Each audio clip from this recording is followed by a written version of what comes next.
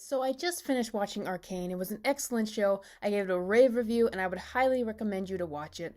But looking around at the various videos I've seen for Arcane, I've seen it's become a bit of a thing to compare the character Jinx to the character Harley Quinn. Why?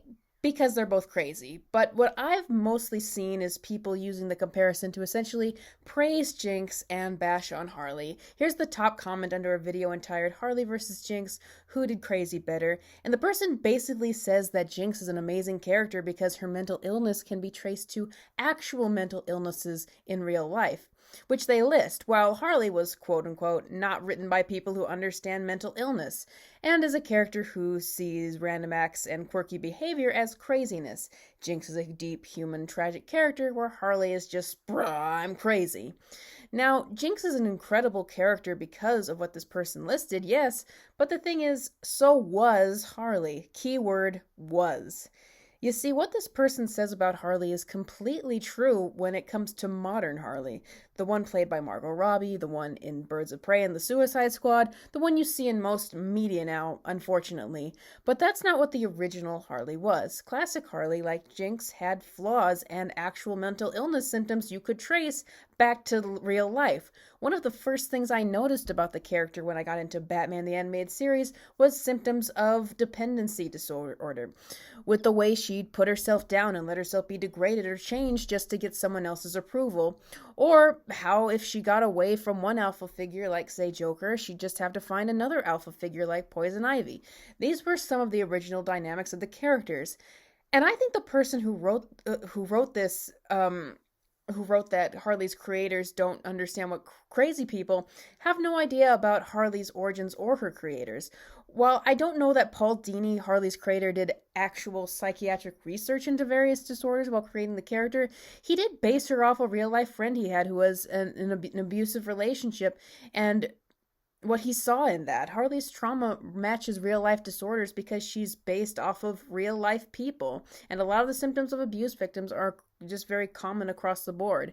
And Harley, like Jinx, was a very tragic and very human character because of it, but here's the problem. The source of Harley's trauma in original versions at the end of the day comes from her relationship with the Joker, in sort of the same way that Jinx's trauma at its core comes from her need for her sister, Vi, to love her and her subsequent abandonment.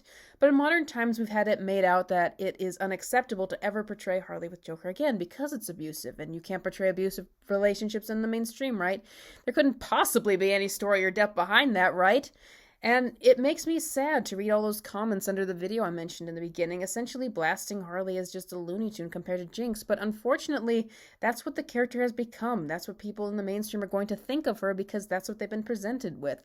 Look at the DCEU. Suicide Squad removed the abusive aspects of Harley and Joker's relationship, largely to try to make her more malleable, I suppose. Then that didn't work, and they made Harley and Joker cartoonishly break up off screen for Birds of Prey. The entire movie focuses on Harley being an unself-aware ditz who never even acknowledges that she ruined her mind over a guy who ultimately dumped her. The Suicide Squad does the same thing, focusing on the wild antics of the character, and ironically, the only dimension we get from her is a brief mention of her trying to get away from Joker after a confrontation we again didn't get to see. Harley's mental illness is no longer a mental illness, it's just part of what makes her so fun and cool. Harley Quinn is no longer a persona she put on to please the Joker and to hide her real self.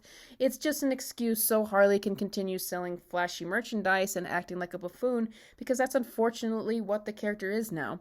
And it's so heartbreaking for people like me who love the character specifically because we empathize with her so much. The reason people lament Harley becoming Girl Deadpool is that there was actually a more dimensional and relatable character there that we miss. Not because we just miss the Jester suit, I'm not even very big on that. And we don't want her with Joker because we are trying to romanticize abuse any more than someone who enjoys Arcane wants to romanticize a little girl's trauma. It's because we love the actual complicated human story being told underneath the flashy costumes and personas, and importantly, we saw the potential of continuing to delve into that depth in the character and to expand upon it.